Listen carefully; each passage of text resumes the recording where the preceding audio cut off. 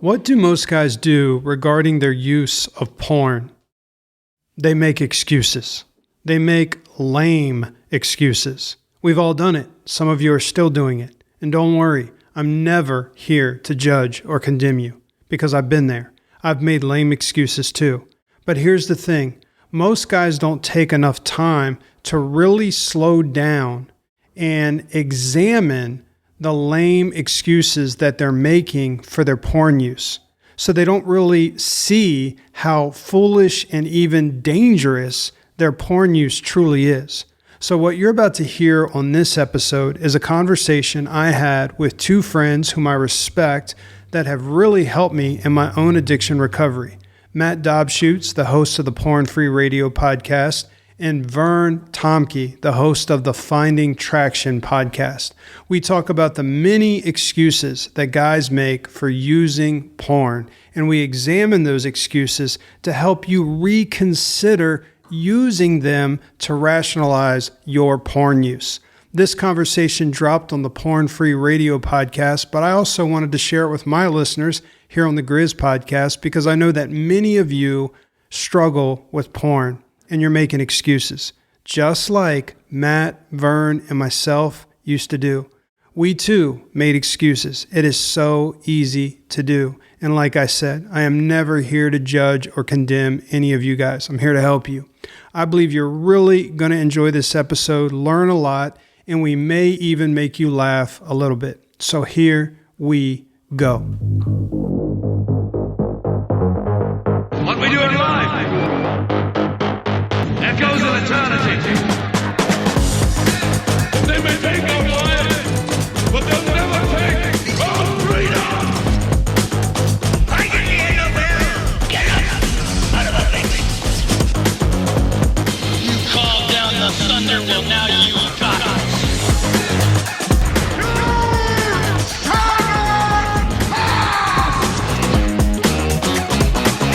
Oh yeah, y'all know what time it is. You're listening to the GRIZ podcast. It's gonna be raw, it's gonna be real, and it's gonna be relevant. We're here to guide, encourage, and equip you to live the manly life that God is calling you to live. It's time for you to step up and man up. Now here's our host, Jason George.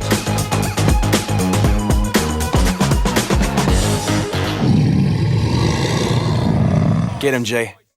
I'm joined by two legends from British Columbia. It's everyone's favorite Canadian who loves NFL football, Vern Tomke, host of the Finding Traction podcast, and my brother from another mother.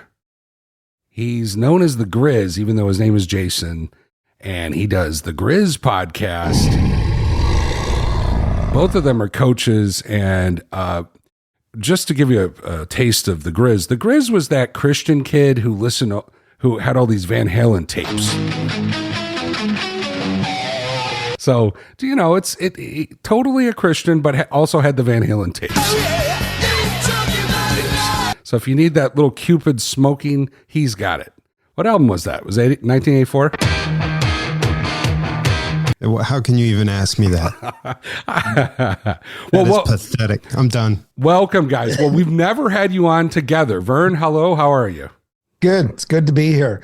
You were a Striper guy, Jason? Was that your band too?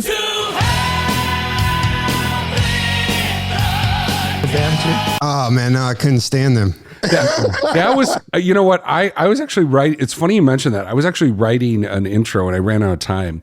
But the intro was going to be, he's the Christian kid who chose Van Halen over Striper, Jason George.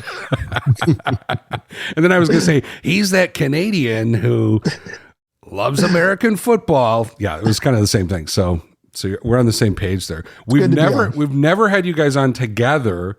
And this was Jason's idea. Jason, why did you want to get Vern on this conversation? Because Vern's cool. I listened to Vern's podcast for pastors who struggle with porn, and I was talking to you just about some ideas, and then you were like, yeah, I like that. And I'm like, let's bring Vern on. Oh, that's fun. Well, both of you guys are guys who reached out to me at some point in the last, 8 years of Porn Free Radio So at some point, you guys both contacted me either to do an interview or to talk about podcasting, and we ended up both ending up collaborating and doing episodes together, sometimes working together. So it's been great getting to know you guys, and it's like one of the best things about this job. You know, we all work out of our homes, and we're in different parts of the world. We've never met in person, neither of us. Yep. And you guys are great friends and helpful for me in my own recovery. I know Jason has helped me a couple times where I've been in some tight spots, and Vern has also. So I still need guys to kind of be honest with, and you guys are really trustworthy guys. So I'm happy to have you on Porn Free Radio again. Both of you have been here at least a couple of times each. So I want to start with the question unrelated to our topic. We're going to get into excuses. We have, the top 50 excuses guys use to rationalize their porn use. But I want to, before we get into that, I want to ask one question. I always love asking a question at the beginning. What's the best live concert you've ever been to? Wow. You go first, Vern. I have to say, I was with my two boys, and it was at the Vancouver Olympics. It was a Canadian blues guy, Colin James, and the Little Big Band. And it was an outdoor festival the same night. Canada beat the US in hockey. And then it was downtown Vancouver. The Olympics were going on. My boys were with me. Colin James and the Little Big Band, great blues. It was, I think, Chicago blues kind of music. It was great stuff. That was my favorite concert ever.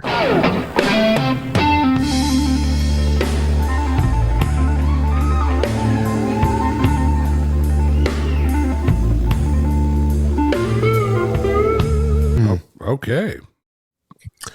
I kind of have two. The first one was my son, and he had a friend. It was a high school concert, and they kind of let the band play, and then they stopped, and they let my son him and his friend both were guitarists, and they did Dire Straits' Sultans of Swing. One took like the rhythm section, one took the other section, and they like slayed it, man. That was a really cool dad moment. And I was watching the people in the crowd just bobbing their heads, especially the dads that knew the song. And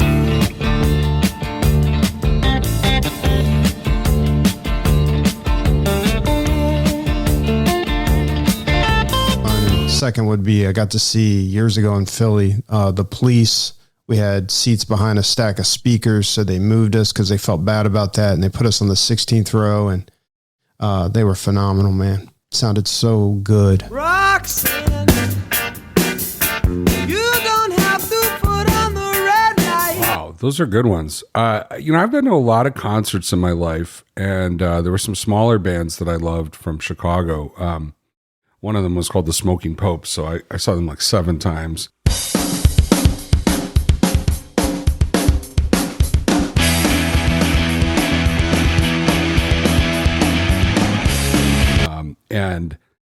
But I'd say in terms of an overall experience where everyone in the crowd just came alive and everyone walking out felt like we had seen something amazing.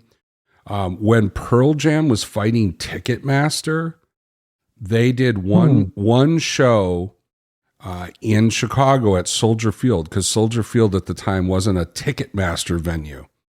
And I was on the field with a guy I only know from, I don't know how we ended up together, but he gave me his extra ticket. He got 2 tickets, and they were playing with the Grateful Dead's rig.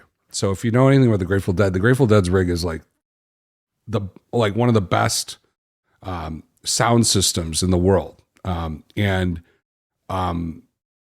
Jam was so kind of piecing together this tour, to haul around all the gear they couldn't haul around. So somehow the gear was there for the Dead, and they played with the gear. So the show sounded great sonically. And what year was that? 94. And I think it was kind of one of those things where they were at their prime, and because of all the fighting with Ticketmaster and all the stuff, it was just an epic moment where everything came together. Ready to stand up!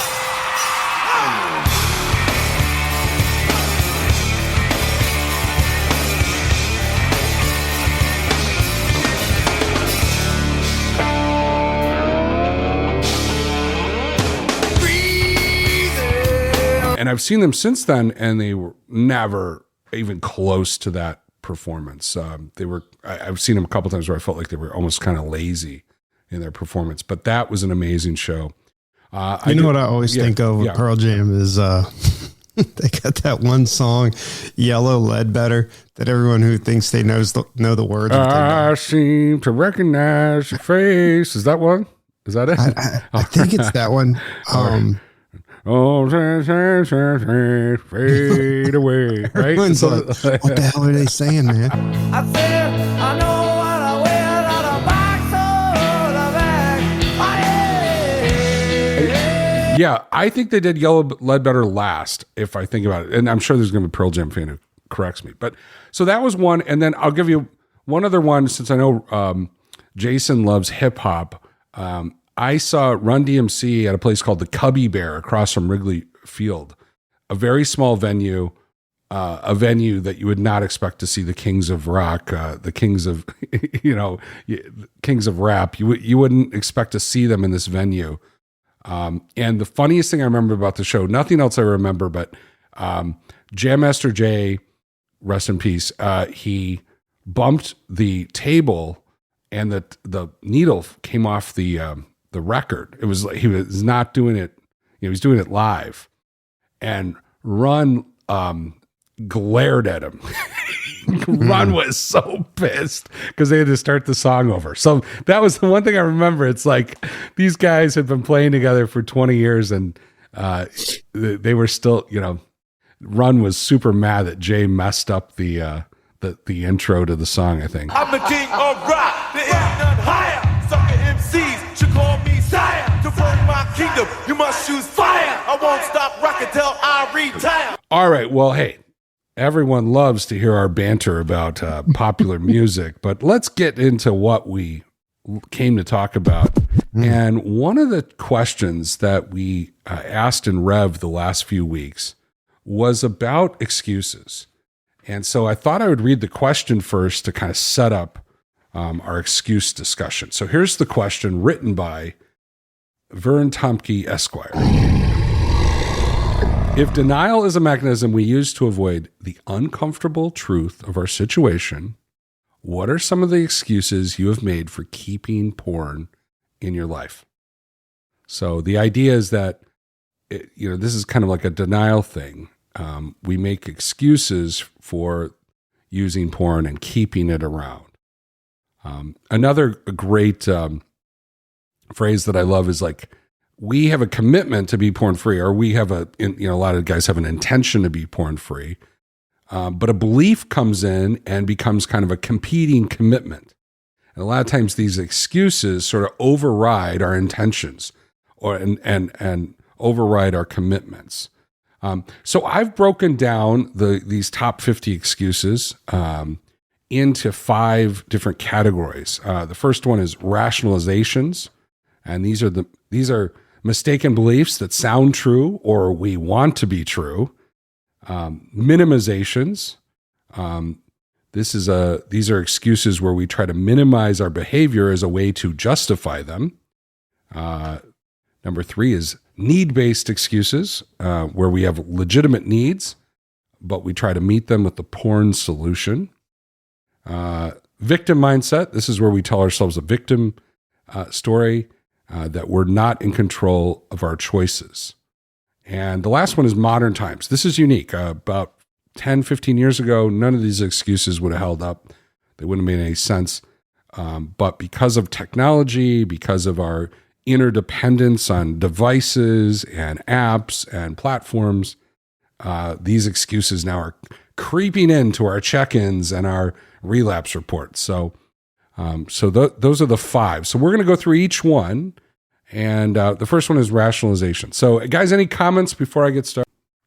Well, let me just say this, why I wrote the question that way about the word denial, because when you think about it, denial was the very thing that kept us from ever starting down this road. It kept us in the starting block, so to speak. And so we think, well, once we get started down this road, then we'll be good. But we realize, no. These excuses, they dog us the whole way down the recovery road. They never go away. They just kind of morph and change. But denial is what kept us from starting, and now they kind of keep us from progressing. So that's why I guess I use that word. No, I think that's a great point. It is the thing that keeps us from starting, and it's the thing that keeps us from long-term sobriety. Because if we hang on to these beliefs, they compete with our intentions or our commitments to be porn-free. And if they always are louder, if they're always more demanding, if they always feel truer, we go to them. And so as long as they're still in play, they're still sometimes taking over our actions. And so part of this exercise, this conversation between us, is to try to get them out in the light. And first of all, to let everyone know that everyone has these rationalizations, so all of us included. I'm sure many of these we've all thought ourselves at one point. So let's get into the first one. These are rationalizations. So these are mistaken beliefs. They're not true, but they sound true, or we want them to be true. So I'm going to read them out, and then we'll talk about rationalization. So one, it's not that bad. That's one. Everyone does it. In the grand scheme of things, it doesn't matter. I'm human. I'm very sexual. I'm not married. I'm not hurting anyone. This time will be different. I wasn't perfect today, so why fight it?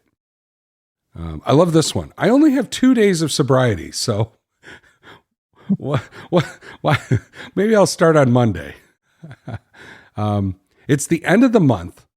I'll start clean on the 1st. This perfectionism idea, I'm going to do this perfect. And then one I heard recently, prostate health. Prostate health. I need to masturbate regularly to make sure my prostate is healthy. So those are the rationalizations. Any of those you guys ring true to you, or anyone that tripped you guys up? Well, the first one stood out. It's not that bad, like the minimization. And I was thinking about how I said that to myself. It's not that bad. And you would compare it to what you thought was bad, like a guy who was hiring prostitutes, or the guy who had cheated on his wife with an actual person, several times, on and on. And it's pathetic. It's just minimizing what you're doing. And then it made me think of even how nobody started out one day waking up and saying, I'm going to get a prostitute. Nobody started out saying, today I'm going to go have an affair on my wife with the secretary. It always started small. So what I tell guys is there's a snowflake. And if you don't deal with the snowflake of your problem, or with Christian terminology, your sin, the snowflake turns into a snowball. The snowball can trigger a complete avalanche. And then guys just one day wake up and they're like, what the hell just happened? What did I do? And I'm like, what did you do? What have you been doing? You've just allowed snowflake after snowflake, and it develops, it morphs. So that idea of it's not that bad, I had to recognize it is bad. It is serious. And also, if what I was doing, looking at online, masturbating to, if it's not that bad, then, why don't you do it publicly?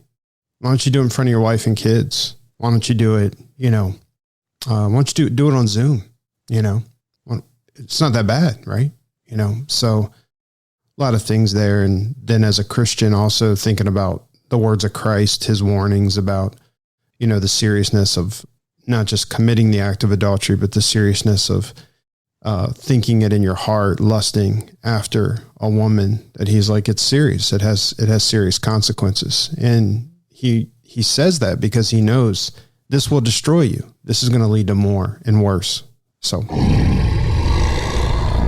Yeah, I really like that, Jason, that whole idea of progression, because when we break it down into the little snowflake, so to speak, or even a small little snowball, it doesn't look that bad. And we never play the tape forward, and we never think, that if I realized it was going to end up here.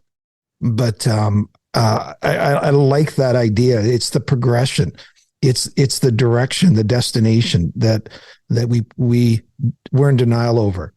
That's super helpful. And one of the things like we're doing here that I really appreciate is a lot of things are going to be thrown out, like Matt just threw out. Then there's going to be a response. So basically, there's some of the lies that we tell ourselves, or the false beliefs, whatever you want to call them. But then we try to counter with like, here's truth. Here's what's really going on, or here's what's going to happen. And one of the things that I feel like God's been teaching me over the last couple months is all progress begins by telling the truth. And all progress ceases when you start lying. And I've been helping other guys with that. I'm like, this whole come to group, the accountability group, recovery groups, and you're not going to be honest about your triggers, about your slips, about just things you're thinking, second glances, whatever, the things you even had dreams about that you're like, this was a whack dream. I'm like, dude, if you aren't real and true, like, you're not going to progress. You've got to come clean. And so what we're doing here is like, just made me think of that quote, like we're throwing out lies, false beliefs that we all fall into. We're all susceptible to them. And then we counter them with truth. And this is good. I need to hear it. Yeah, I agree. And the one that sticks out to me as I reread this list is everyone does it. I think there's a huge sense of normalization of porn use because of the how big it is. And at the end of the day, if it's not what I want, it really doesn't matter what anyone else does. This is a big shift for me, right? Like, if I'm watching something on TV, whether it's even, whether it's innocent or wicked, if it trips me up, it's not safe for me. It doesn't matter if other guys can watch it. It doesn't matter if my wife watches it, but it's not really about other people. I think that everybody does it as a way to sort of deflect your own responsibility. And that is kind of a denial thing. And, a lot of this stuff too is about some sort of rationalization where we just sort of tell ourselves a story that our response to pornography, our obsessive thinking about it is kind of like part of our human existence. And to be honest, I mean, now that I've been porn free for a long time, I realize I really don't need porn. I don't need the obsessive thinking. I don't need all the other things that went along with it to be happy and to progress in my life. So this idea of focusing on other people sometimes I think is a real one. I'm not married. I think that's an idea, right? If I'm not married, I'm not hurting anybody. Well, if I've determined this isn't good for me, then I'm hurting myself if I keep going to it, especially if I'm overriding my commitments or my own beliefs. Like that actually undermines my sense of confidence. When you said everyone does it, like the first thing that I would counter that with is, okay, first of all, not everyone does it. There are some of us that are broken free and we don't want it anymore. We're doing everything we can to stay the hell away from it. But the second thing is, everyone who does do it. Okay. So say the majority do it. Well, then the majority aren't well. And we know that. And you're not well. Why are you listening to this podcast right now? You're not living to your full potential. It's causing all sorts of things in your life, the guilt, the shame, loss of joy, loss of inner peace, all of these things. Your marriage is not healthy. You're not who you need to be as a dad. There's on and on. So that whole, well, everyone does it. I'm just like, okay. And everyone who does it is not well. Well, they're not where they need to be. We don't even have to really judge like whether they're well or not. It comes back to us again. It's not good for me. I have a good friend. One time we were at the bar. He had had a couple beers, and no one ever asked me about this from my normal life, because no one's brave enough to ask about what I do. But he said, "Hey, Dobber, I watch porn. Am I hurting anybody? Am I in danger?" And I go, "Well, what do you think about it?" He goes, "I don't think it's that big of a deal. I don't know. I do porn and I do other things. I gamble. I do other. Like, he just kind of saw it as, like a vice, right?" Okay. I'm like, I'm not here to be an anti-porn crusader. I'm here for motivated guys who want to quit looking at porn. Now, if he said, "I want to quit," let me show you. Let me walk you into what I do. Oh, so I think you're saying some guys have not reached a point to where they realize, like, I'm not well. This isn't good for me. Right. And I think, like, I'm just like, that's why this podcast is for motivated guys who want to quit. It's not a podcast to sort of, win people over to sort of our beliefs. Now, I don't think porn's good for guys. I think it has a whole bunch of side effects and challenges, but ultimately, guys need to take ownership of, this isn't what I want, and it's not about what everyone else does. Go ahead. Let me just throw something in for the young guys and something for the older guys. Number one, the guys that say, "You know what, this will just tide me over until I'm married." Well, the bottom line is this stops. If you're a single guy, you're not married, and you'd like to be married, this stops your own healthy development towards a relationship, towards marriage. It keeps you locked in immature, even infantile behavior. That's for young guys. For you old guys like me who take prostate pills, I love that one, Matt. I do take prostate pills. And I've heard guys say, "You know what? It's the only way I can get excited towards sex is porn. It's the only way," but that's a slippery slope. I've heard of some old guy excuses as well. And the prostate one it's a self-defeating proposition. So that was a unique one. Oh, and one other unique one as a rationalization. This is really new. It's, how is this different from art? Because there's lots of nudity in art, So I don't know if you've ever heard that one. That was really creative. So I thought that was a great rationalization. Yeah, and it's interesting. The art question's a good one, and boy, I could spin off on all these, but the art one's an interesting one because I come to some art that has nudity in it, but I always bring my sort of porn lens to it because of my investment in porn growing up. It's hard for me to not feel some sort of arousal or to not sort of go to that space. This is where, I think maybe other people aren't as cued to go to that place.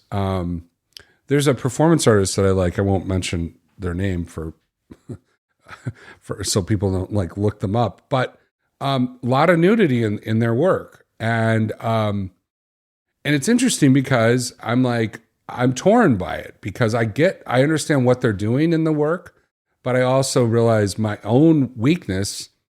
It's really not for me. So as much as I can respect their work, I can't quite, I'm not going to have it on my wall. But I don't know if I'd totally judge. I don't judge it as something that's wrong or bad necessarily. So yeah, that's a bigger discussion. Let's get into minimization. Jason was jumping ahead to this, which is great. And it makes sense because minimizations are just sort of a kind of a specific niche of rationalizations. And the way I've kind of defined these is these are a way that somehow we minimize our behavior as a way to justify them. And so these are minimizations. It's not like the stuff I did in the past. So we look at what we're currently edging or using to sort of go to arousal, and we compare it to something we did in the past. We sometimes minimize what we're looking at. I can look at something that's not hardcore porn. How many times have you heard a guy say, well, I was doing this really unsound activity, but it wasn't porn because, she had a little thong, string between her butt cheeks. That somehow makes it not porn. Or she had, something covering her nipples. So that, and I've heard that on all sorts of things. The truth is, we can go to all sorts of non-porn situations and bring our porn minds. Same way at the art museum. I can go to the art museum and try to look at art through a lens of the artist and through what are they trying to express, or I can look at it like a horny guy who's just like, oh, let me see if there's anything arousing here. The alternative is worse. Jason got this one already. Cheating, affairs, strip club. I love this one. Only 5 minutes. Like if I just look for about 5 minutes, it's not that bad. But I knew one guy who was super efficient at looking at porn. His relapses never were longer than 5 minutes. He'd relapse and then he'd go on with his day. What's the difference? I mean, what really is the difference between a 2-hour session and a 5 minute? He was just really efficient at looking at porn. A little bit won't hurt me. That's that one that got me all the time. And then sort of these behavior modification ones. I can look without masturbating, or I can masturbate without looking. She has clothes on technically. So those are some minimizations. Anything jump up when you guys, any spinoffs for you guys? I relate to all of them. I've done the rationalization, multiple ones, like definitely this is not technically porn. This is a bikini model.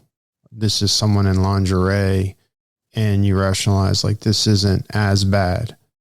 But it's still, for me as a believer in Christ, it's lust and it's stirring things up. And then what I've also noticed throughout my history is I let down the drawbridge, and it won't be long until I go to something more erotic, more intense, less clothes. Maybe they are having sex. That's what's happened in the past. So I can use that excuse at first and try to convince myself, I guess that's what I'm doing.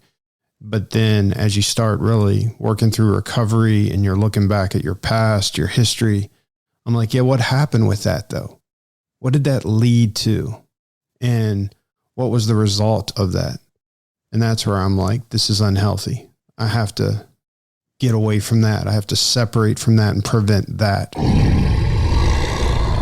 Yeah, I mean, it's kind of the George Santos recovery plan when you think of it. I'm still sober-ish, in terms of what I'm looking at. So, the sneaky clean, squeaky clean distinction. So to our friend George, no, ish doesn't count. You are Jewish or you're not. So you're clean or you're not.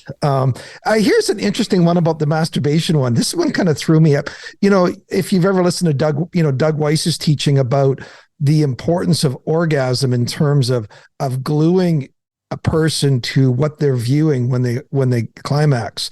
I had a really unique spin on that. I'm thinking, well, if I don't, come to orgasm, then in one sense, I'm not really bringing that glue factor into, so I just took that and I just twisted it to go, well, you know what? I'm not really, indulging per se. Mm-hmm. So that was my own take on it. Yeah. One of the phrases we use in Rev and hear a lot is edging. And that actually is the original definition of edging. It's getting close to climax in some sort of masturbation and then somehow kind of stopping just before climax as a way to sort of get away with it without, masturbate without actually acting out, quote unquote. Mm-hmm.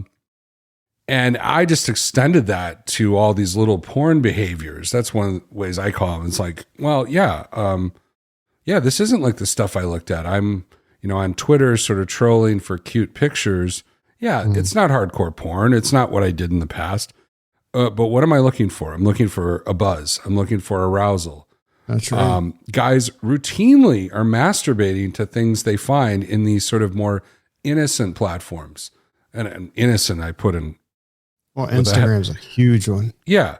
Yeah. It's like, oh, well, so basically, and this is the wife or girlfriend test is super easy here, right? You say, well, does she care that I went on Instagram, went down a rabbit hole with an Instagram model and masturbated? Is that different to her than us watching some porn video? I mean, like, and most women are going to be like, no, I don't think that's a good, like, lesser behavior. But we tell ourselves that story somehow, like, well, I'm just on Instagram. Yeah. It's not as bad. I'll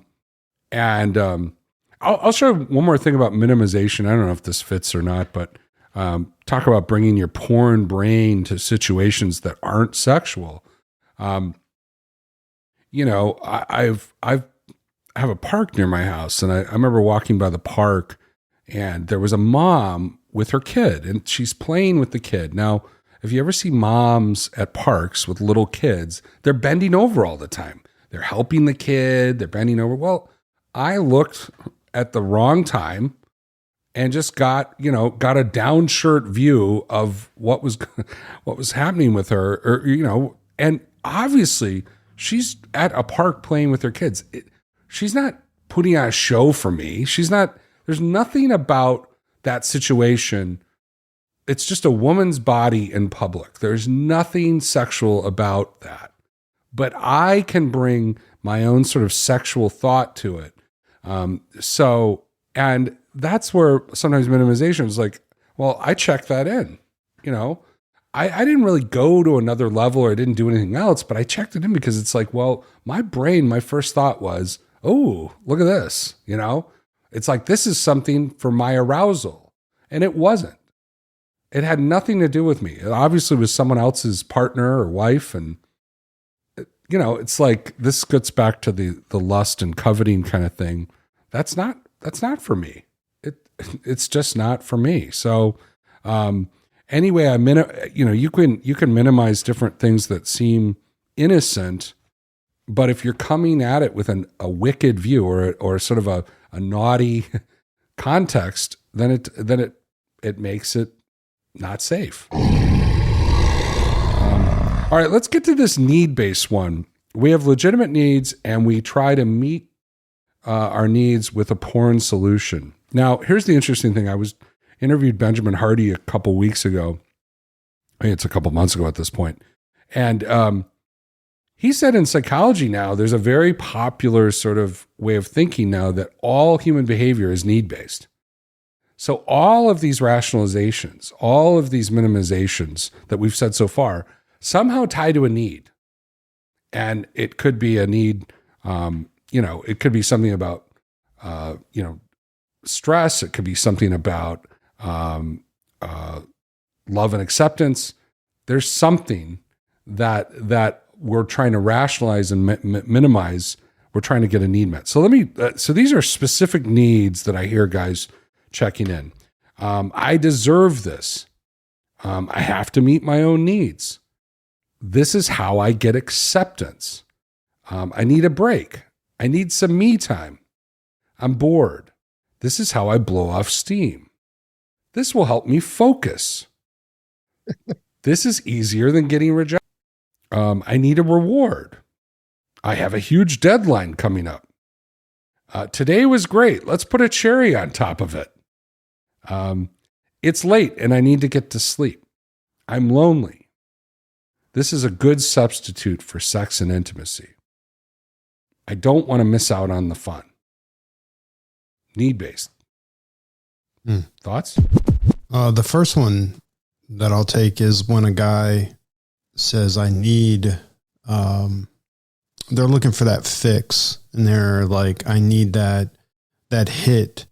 And so what I was recently thinking about for myself and also talking to some other guys about is, okay, so when you go to porn and masturbation, it's doing things inside of your brain. So there's the dopamine release, endorphins, serotonin, all of that. those are really powerful. They block pain. They increase sensations of pleasure, all of that.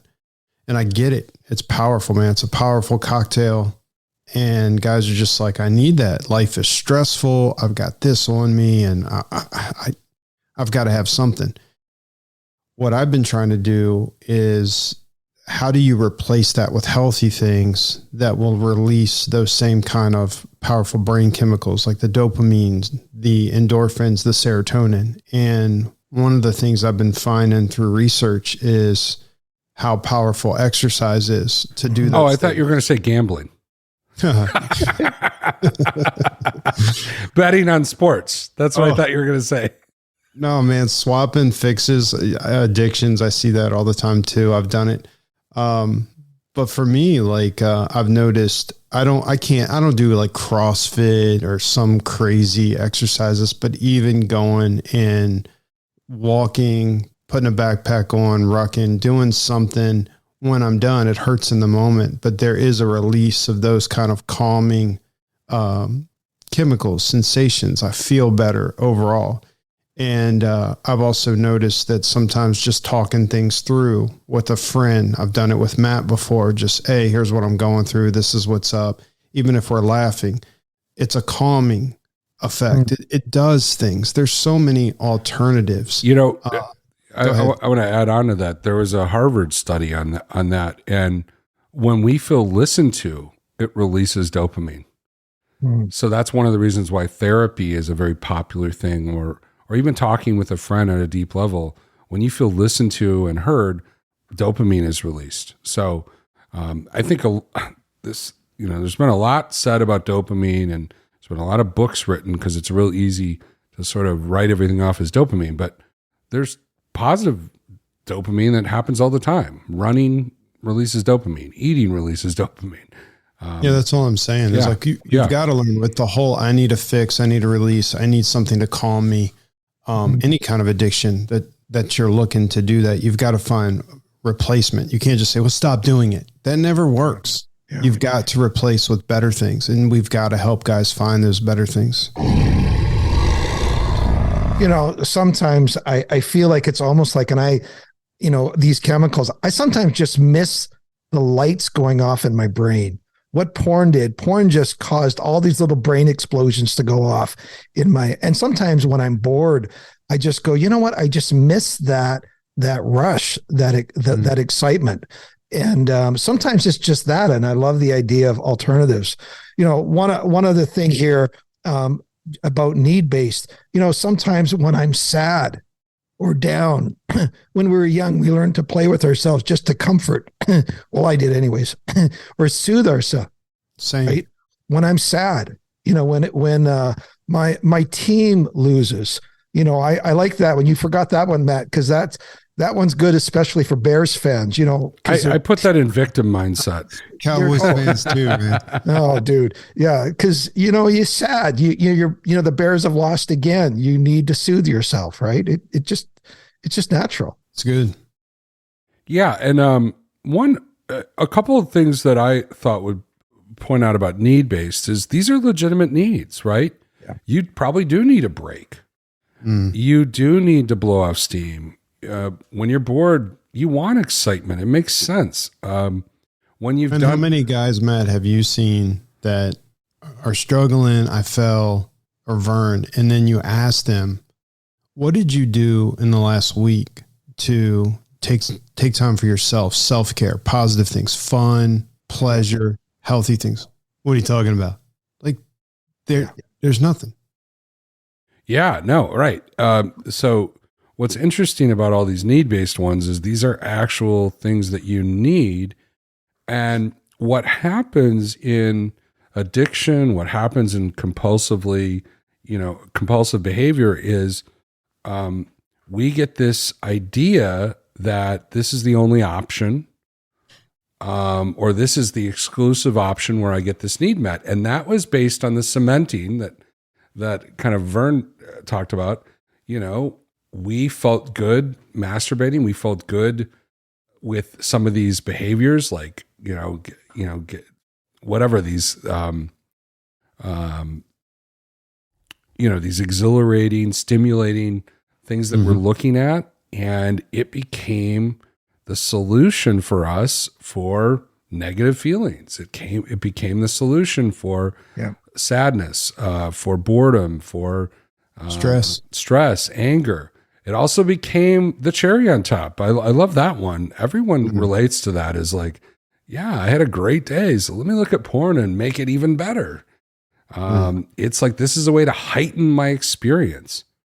One I wanted to point out that is, I didn't want to skip over, is this is a good substitute for sex and intimacy.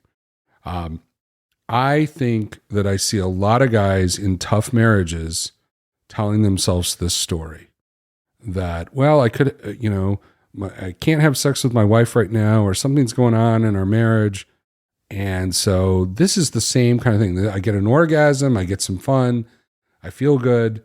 It's the same thing. And the truth of it is it's like you're essentially masturbating alone to people on a screen who you don't know. It's all fantasy. It's all artifice. It has nothing to do with intimacy at all. It's completely isolation. It comes in isolation. And, yes, it has an orgasm, and I get kind of the connection there. But long term, it doesn't build any intimacy. It doesn't help you get to good sex. If you start relying on porn as your sexual substitute, you will want to use it more, and real sex will become diminished. Matt, it takes the pressure off my wife. Come on. Well, and you know what's funny about that? If you look at this from a non-judgmental point of view, we're all Christians, so we kind of have our own framework here. But there are marriages, there are partnerships where this dance has been done, and the partner who's not sexually interested actually gets a benefit of her husband using porn. Yep. And they might never admit it. If in a counseling situation, they might be quote unquote mad at it. But I've seen this over and over. I've seen guys, when they change the dance, meaning, I've cut off porn, I've cut off all these illicit sources. Now I'm going to start focusing on my partner. Well, she's like, whoa. I don't want you looking at porn, but I'm not interested in, building intimacy. I kind of like the way it was. I just don't want you looking at porn. And I think that I saw that a lot. I remember guys in recovery groups coming and the wife was like, I don't want you to go to that group. Not because she didn't want him to get healing. She was like, I don't want you. I'd rather just keep this private. I'd rather keep it the way it is right now than you going to a group and changing. Yeah. Because then I'd have to change. The dance is going to change. So that's one that I see over and over. All right, let's get to these last couple. Victim mindset. So we tell ourselves a victim story that we're not in control of our choices. So this comes from my favorite coach, Steve Chandler. He says there's two types of people in the world. There's owners and victims. Victims see themselves as victims of their situation or circumstances. It's very externally focused. And owners, while they can't control circumstances or situations, they can control their response to any situation. And so a victim looks at things as like, hey, I'm not in control, and blames the situation, blames other people on their choices. So here's a couple. Change isn't possible. That's one I hear a lot. It's inevitable that I'm going to act out. No one cares. My wife doesn't want to have sex tonight. My kids are stressing me out. My wife is unhappy. It's been a hard week. My job is killing me. My team lost. The Cowboys lost.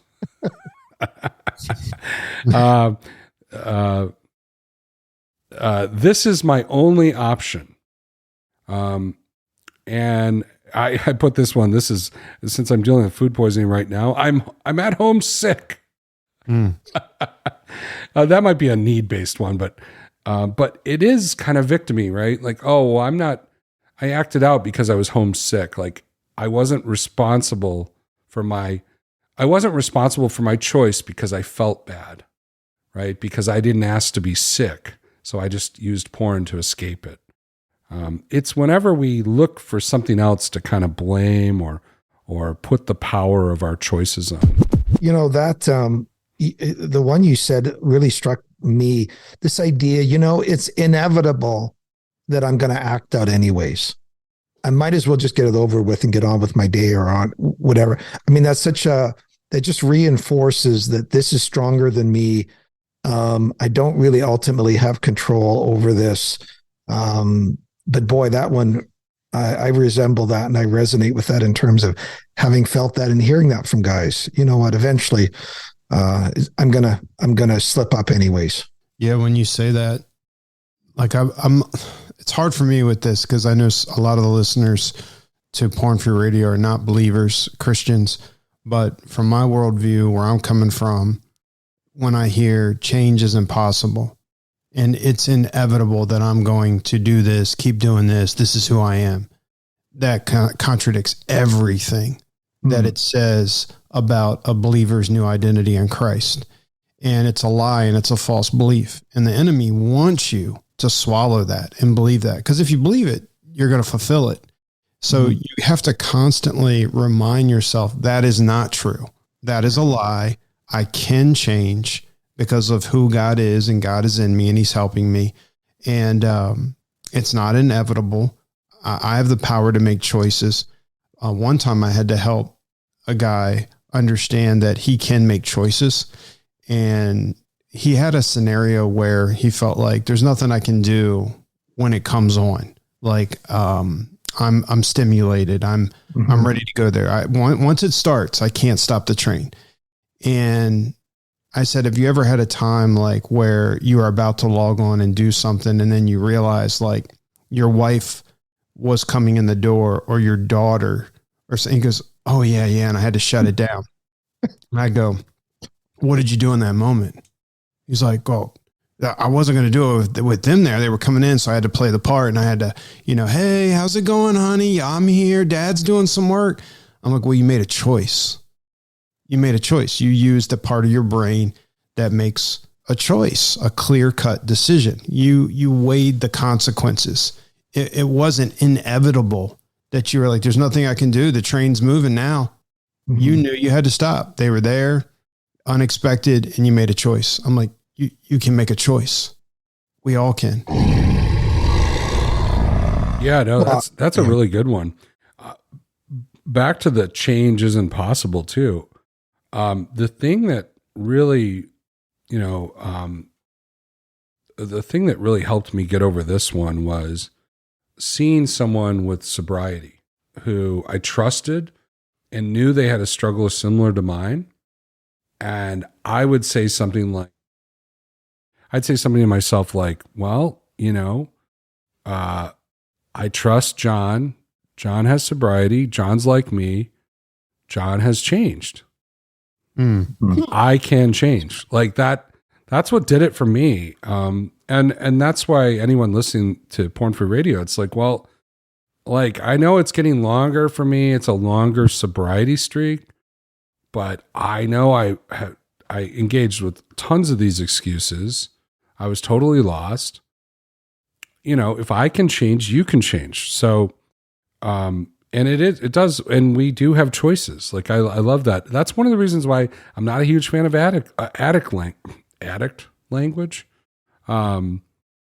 Because it feels like it kind of comes from a victim mindset. Like, we'll never change. We'll always be in this state. We're always powerless. Which I feel like plays right into this, some of these other things, like, no one cares, poor me, it's about all the situations in my life. If the situations in my life were better, then I wouldn't be using porn regularly. If my wife was somehow better, then I wouldn't need porn. What cracks me up about some of that mentality is guys that'll say it a lot of them do have an athletic background, or they're involved in sports, or have been, or they follow sports. And I'm like, would you ever take on that identity if you were engaged in a sport, an athletic competition? And if they say yes, I'm like, well, then you were a loser. Like, you never won, or you didn't stick with it. Because if you keep the mentality like, we're going to lose, we always lose, I always lose, I'm never going to make a shot, I'm never going to, complete a pass.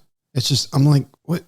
But you'll carry that over into recovery. Right. I can't learn a new skill. Yeah, better. With every other area, like, better. That doesn't work. I can't get a job. I'll never get a job. Yeah, well, I think one thing that the victim mentality does that is it robs us of our ownership of like, hey, we can actually influence the situation, right? The idea, my wife is unhappy. Like, there might be things we can do to help her, right? There may be things that we can do to change the experience of our job. There's all sorts of things that we can, if we take ownership, if we really show up and are present, we can change our situation. We can have an influence on it. But if we keep telling ourselves it's inevitable, change is impossible, then we stay stuck. We stay stuck in that loop, which just feeds right into all these other rationalizations.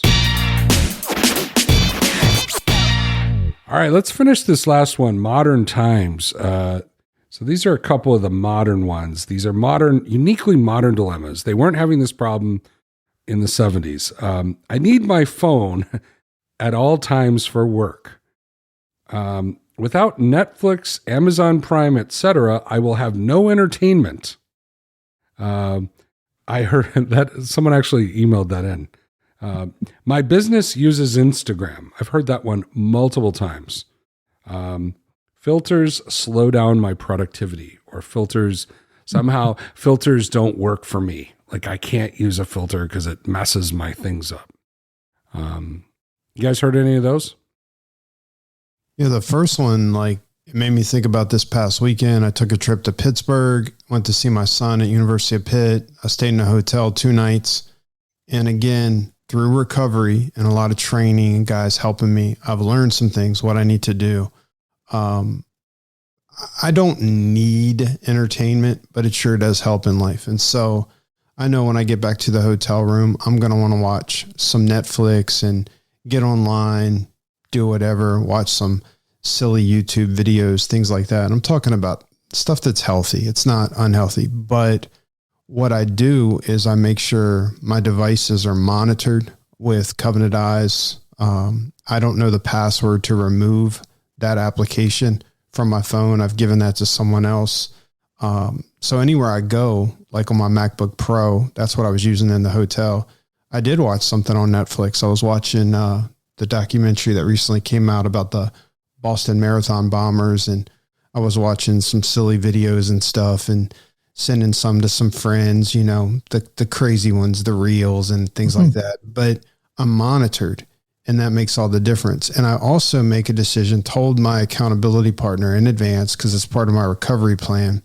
I'm in a hotel 2 nights, so I'll be checking in with you. And the TV will not go on in the hotel room because that's not monitored. And I don't know if they're advertising pay-per-view stuff that I could get. Like, it's healthy for me not to even see those ads. It's healthy for me not to be on HBO on the hotel TV because I don't know what may come on late at night. If I really saw something healthy on HBO that I wanted to watch, I could watch it on my MacBook Pro, but I'm being monitored. And I've got to check that in with 2 accountability partners that get the email report.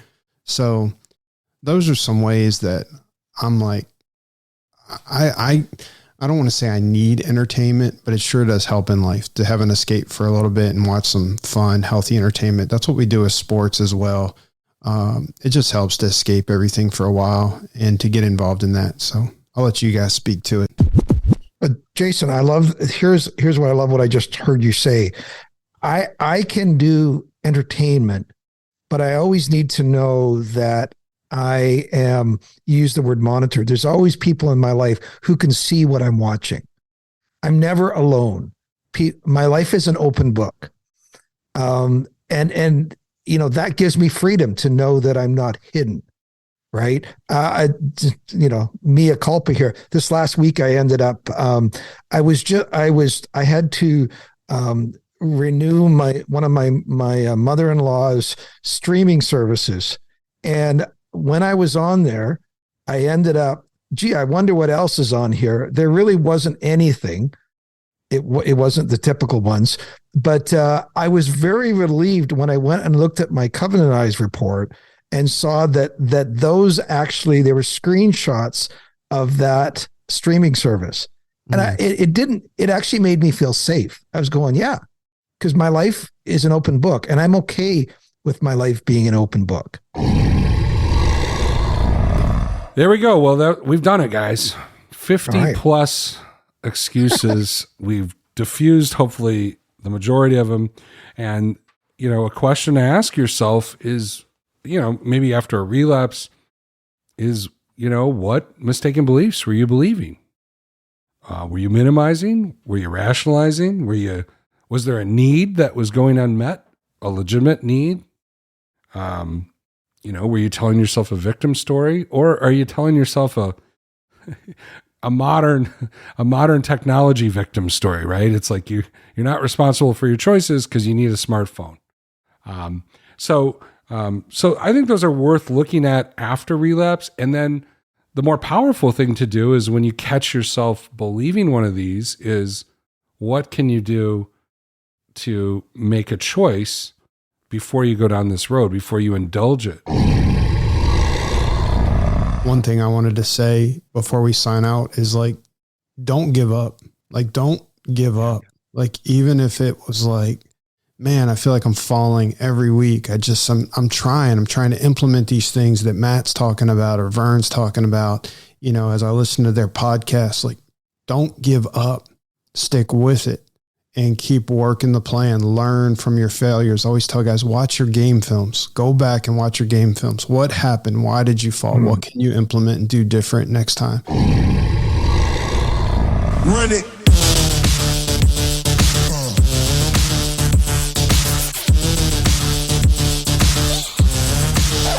Just want to wrap up with a few closing items of GRIZ Biz. Number one, wherever you are listening to the GRIZ podcast, hit that subscribe button and also leave us a quick rating and review. If you listen on YouTube, hit the subscribe button and give us a thumbs up for this episode. Leave a comment, I will respond. Number two, share this episode with one friend who needs to hear it. Copy the link and send them a text. Number three, if you'd like to connect with me, I would love to hear from you. My email is in the show notes, jason@narrowtrail.com. And number four, if you'd like to learn more about my ministry with one-on-one coaching for Christian men, or about our online men's groups that I lead to help guys with their wounds and their addictions, aka climb teams, then go to our website to learn more and fill out the online application, narrowtrail.com. Also, number five, we have a closed Facebook group called the GRIZ Tribe. Go check that out. And lastly, number six, if this podcast is a blessing to your life, be a blessing back to us by making a tax-exempt donation of any amount to our nonprofit ministry, Narrow Trail Ministries. We rely on the donations of listeners just like you to do what we do. Listen, dude, I don't care if you just give $25. Some guys give $25 as a one-time gift. Some guys do $25 per month. Some do $50. Dude, it just helps us do what we do. I purposefully don't run advertisements on this podcast with a bunch of affiliate programs because that gets so annoying. So if the GRIZ podcast is a blessing to you, please be a blessing back to our ministry by financially supporting us with a one-time or a monthly recurring donation. And you can easily set that up on our Give page at our website, narrowtrail.com, or you can take your phone and text the word GIVE to 301-888-6860. Text the word GIVE to 301-888-6860. It'll send you a link to set that up with your credit or debit card. I promise it's safe, it's secure, it's easy. You can cancel it anytime. We don't give your information away. We don't email you and bombard you with stuff like that. So that's it for now, guys. I hope this episode was a blessing in your life. Please keep me, my health, and my family in your prayers. Really appreciate it. And GRIZ is out.